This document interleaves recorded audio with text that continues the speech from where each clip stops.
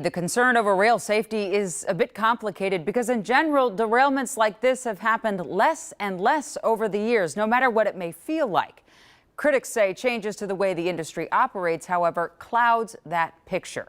And we're going to talk about some of those concerns tonight. But first, Kent, let's talk about derailments in general. Well, Jana, based on the most recent federal data, we've averaged about 3 derailments a month in Minnesota in recent years and 3 derailments a day across the country. Now, that might seem like a lot, but the vast majority are not hazardous, of course. As you mentioned, those numbers have also declined over the years. But those who maintain the tracks say shifts in the industry have them worried that it won't stay that way.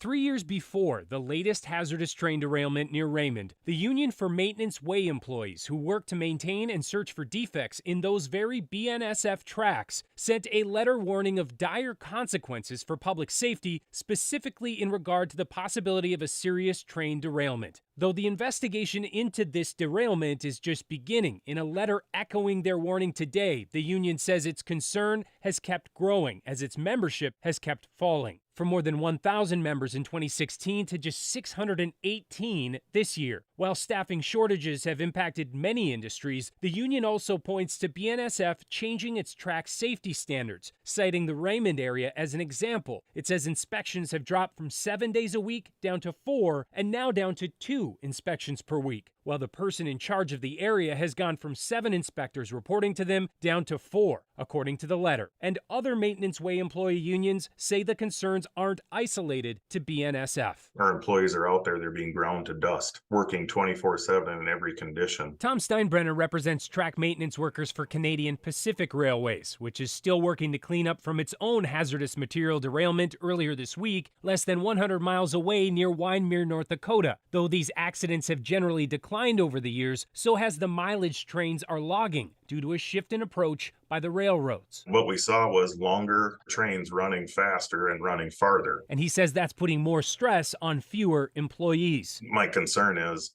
these communities that these trains pass through, we're definitely making the shift toward being on the defensive side of track defects. It feels like we're always chasing and putting out fires. He says federal legislation could help provide some safeguards, especially a crew-size safety standard requiring both an engineer and a conductor on board. Just speaking from a maintenance away standpoint, having 2 men in that train is the most reassuring thing we can have as workers down on the tracks doing the work. The engineer has enough on his plate just operating the train safely. Minnesota legislators will also take up a bill tomorrow focusing specifically on hazardous derailments. It would require railroads to inform local emergency managers and fire chiefs about what chemicals are involved within 15 minutes. Though it could prove helpful on days like today, Tom says the most meaningful changes will take a more proactive approach. To me, it really doesn't matter if it was a hazardous spill or not, because every single one of these tracks does carry hazardous material. So the first thing I think of is, how are they going to repair this and how can we prevent this from happening again?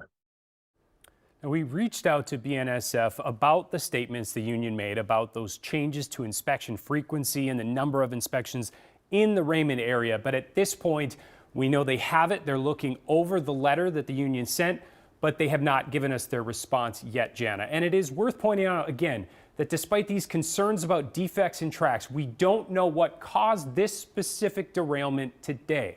Right. Bigger picture, though, that union representative was saying some of the things we've been hearing since December as a country. Concerns over rail workers who threatened to go on strike not once but twice. Right, Kent?